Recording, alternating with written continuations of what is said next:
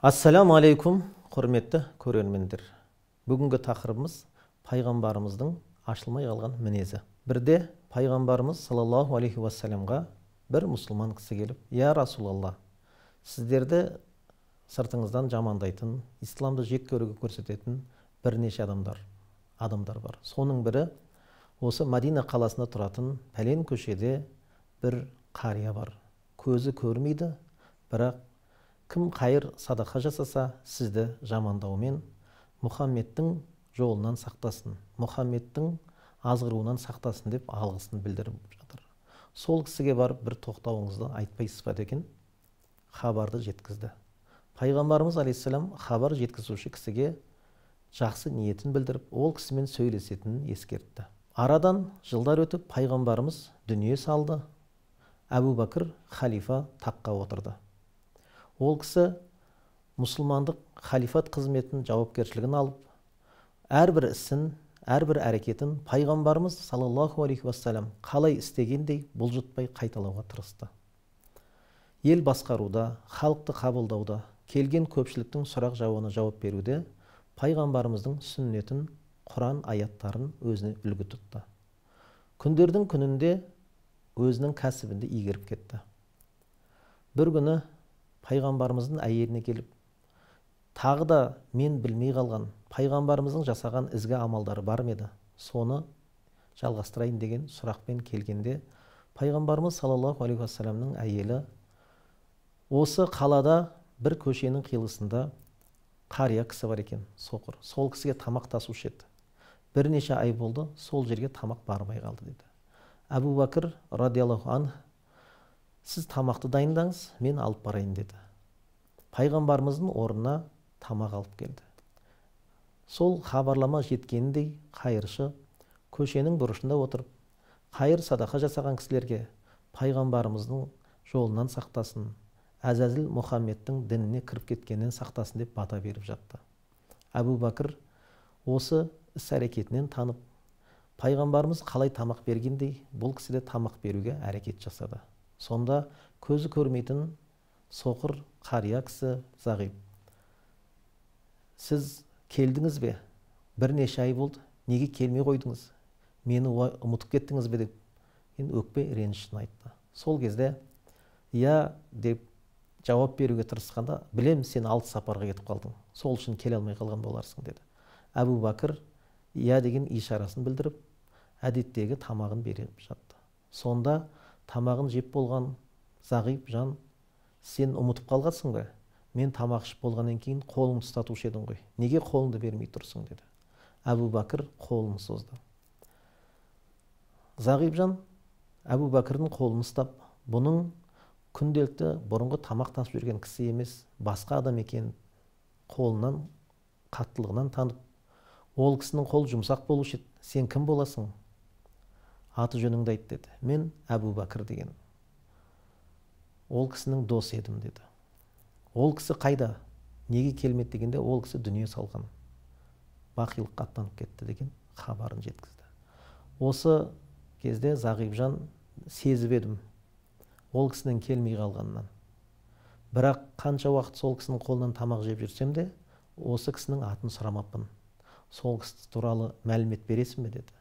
Сонда Әбу Бәкір радиаллаху анх: "Сіз қарғап отырған, сіз елді адастырған Мұхаммедтің діні, Мұхаммед шайтан деп айтып отырған кісінің дәл өзі еді" дегенде, әлгі зағип жан ол кісіні танымай жатып, елден естіген өсегін, елден естіген қауесет сөзге еріп, өзінің қолынан тамақ жеп, Мұхаммед пайғамбарымыздың қолынан дәм татып отырып, сол кісіге талай рет Мұхаммедтің дінінен сақтасын деп айтқанын қаперсіз есіне түсірді. Өкініштен ұят болған екен. Мен ол кісінің қолынан әр тамақ жеген сайын сол кісіге бата беруші едім. Ол кісі үн-түнсіз айтқаныңыз келсін деп кете беретін. Бірақ ол өзінің дәл сол Мұхаммед екенін маған ешқашан айтқан жоқ, ашуланған да жоқ" деді. Міне біздің пайғамбарымыздың айтылмай қалған мінезінің бірі. Өзіне қаншама зиян, қауесет сөз таратқан кісіге ол кісі тамақ таситын. Тамақ тасып қана қоймай, айтылған әрбір сөзіне қарсы шықпай үн-түнсіз жанында отыратын. Қолын бер деген кезде қолында ұстататын. Осы кезде зағип жан еріксіз істеген ісіне ұялған өкінішін білдіргісі келіп, сен маған сол Мұхаммедтің дінін үйретесің бе, ислам дінін қабылдасам бола ма деген сезімін білдірді. Әбу Бәкірдің айтуы бойынша ла илаха иллаллах Мұхаммад Расул деген иманға келді. Міне пайғамбарымыздың өмірден өтіп кеткеннен кейінгі де ол кісінің дінін, ол кісінің махаббатын, ол кісінің мейірімділігіне ғашық болған кісілер ислам дінін қабылдап жатты. Бүгінде мұсылмандарға айтқымыз келетіні, елдерден мейірім күтеді, елдерден жақсылық күткісі келеді. Елдердің ол кісіге қарайласқанын қалайды. Бірақ өзінен кейінгілерге мейірімді ме? Өзінен кейінгілерге қарайласты ма? Өзі де басқаларға мейірімді ме? Мейірімді болу үшін бай болу, ауқатты болу, үлкен қызметте болу міндет емес. Ең бастысы жылы жүрек, мейірім жетпей тұрғаны. Мейірімді болсаң, өзінен кейінгілерге жақсылық жаса. Пайғамбарымыздың мейірімді, бауырмашылықты, жақсылықты таратқандай, бізге де бүгінгі қоғамда мейірім, жақсылық тарату жетпей тұрғаны. Және бір хабарда келгендей, бір әйел шөл далада келе жатып, құдыққа таяды. Құдықтан су ішетін ыдыс тауып, су ішуге әрекеттенгенде, сол жерде бір иттің қатты шөлдеп тұрғанын көрді.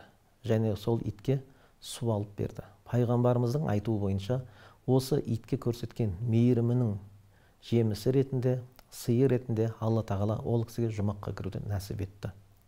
Ал осыған қарама қарсы хабарда келетіні, бірде бір әйел мысыққа қатты ашуланып бір бөлмеге қамап қойды, артық сарайға. Сол жерде ол мысықты ұмытып кетті. Мысық сол жерде аштан өлді. Осылайша обалына қалып, тозаққа кетуіне себеп болды дейді.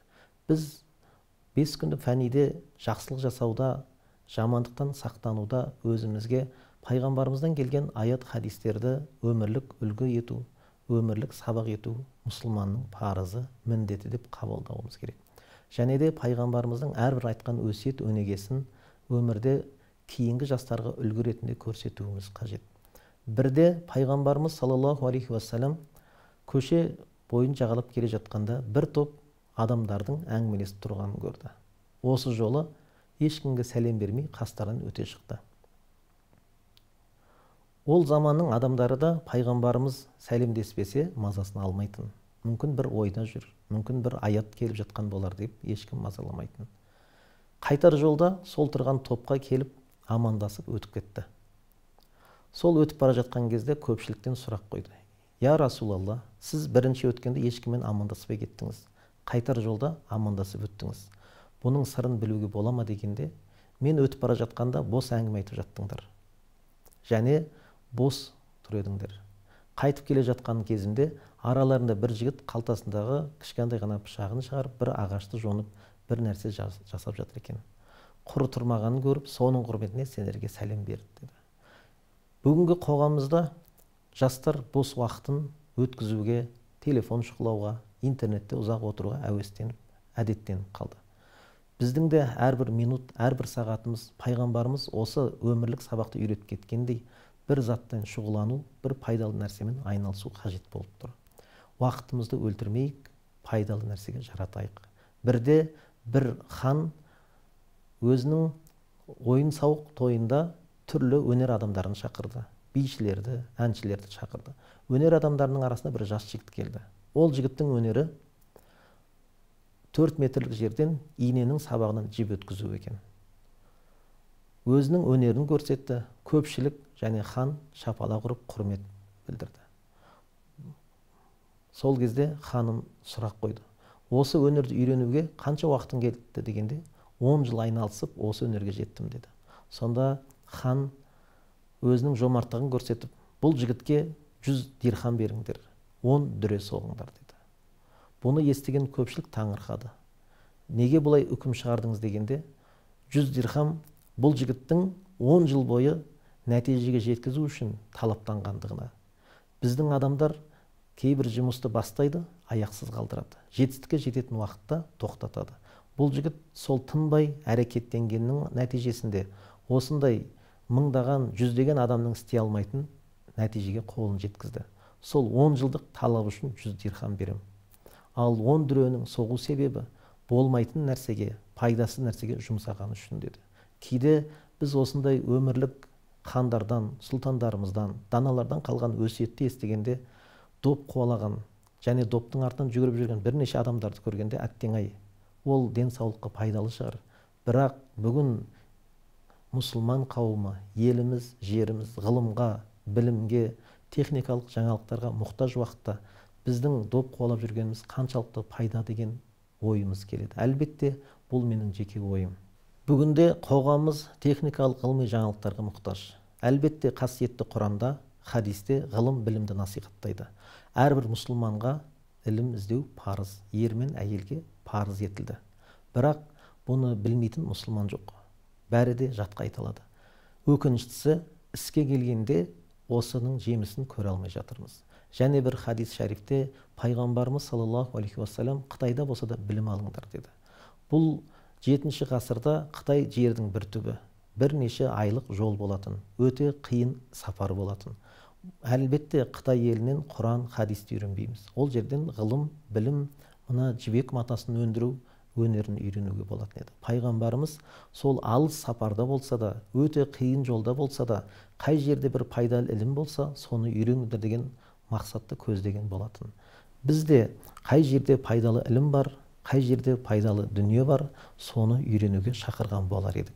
Бірақ бұл жолда әлбетте пайғамбарымыз үйретіп кеткендей мейірім, сабырлық, төзімділік, мұсылман ең мейірімді, ең жомарт деген мінезімізді көрсетіп жүрсек екен. Бүгінгі дәрісіміз осымен тәмамдаймыз.